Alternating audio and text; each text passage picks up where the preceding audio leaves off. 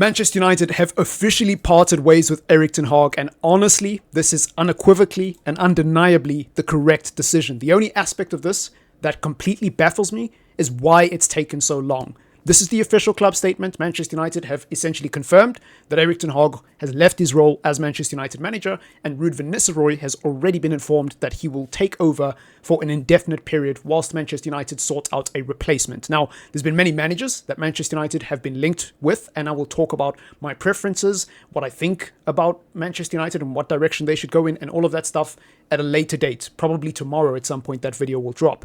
But for now, I just kind of want to react to this news because it's been a lot. It's been a lot. Like, I have avoided making content about Manchester United for the last several weeks. And yes, I've dropped reactions to some games, but not all of them. I've intentionally not reacted to certain games because I'm just so fed up with this club.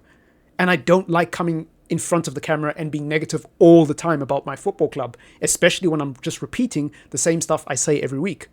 And it's to the point now where you can't even criticize this team without someone in the comments saying you're toxic, you're negative, you're going to eat humble pie, just back the manager, all of this nonsense. And it's like, who are these people? Who are these people that think it's okay that a manager is responsible for two of our worst ever starts to a Premier League season? A manager who had a negative goal difference and finished 8th in the league and then got worse after spending 600 million. Not only that, but you ignore the wider context of how bad we've been in Europe as well. Finished bottom of our Champions League group, which is absolutely pathetic, in a group that has Copenhagen and Galatasaray in it. And as if that wasn't bad enough, he got worse in the Europa League. Do you know how insane that is? That's like if you're in the Premier League, you get relegated, you go down to the Championship, and you get worse. Like how? It's almost impressive. It's not even infuriating. It's almost impressive. You almost have to be in awe of how bad Manchester United are under Erik ten Hag and how much we've regressed. It's absolutely pathetic. And I won't even talk about the West Ham game. Again, I didn't really release a reaction because I knew that if I did, certain people were going to be in my comments talking about how negative I was. And I just didn't really need to deal with that. So I was preparing myself psychologically for the fact that Erik ten Hag is going to be here till December, and I'm just going to have to deal with it. So rather than moaning and complaining, I'm going to go watch other teams. I watched Juve and Inter. That was a really good game, ended 4-4. Liverpool and Arsenal, I think that was a really good game from a neutral point of view. Whilst United were playing, I actually had the Chelsea game on my phone and the United game on the TV, but I wasn't paying too much attention to United. I was watching Chelsea to see what Maresca's doing. I was interested in other teams, and I've been interested in other teams for a long, long while because this manager is just, there's nothing about him that makes me believe in him. Nothing. Not his charisma, not his tactics, not his man management, not his in-game substitutions and decisions, not the certain players that he chooses to back and certain players that he continuously gives opportunities regardless of form, regardless of merit.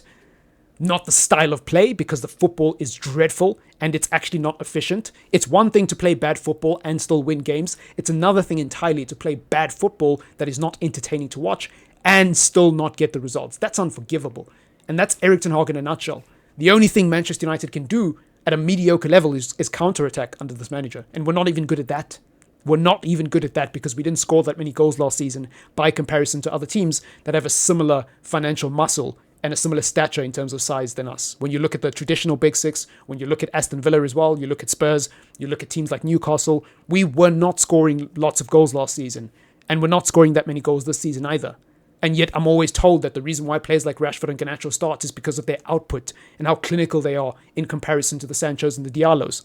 I'm always told that I need to stop being so outraged that Garnacho and Rashford are starting every week because they're the best we've got.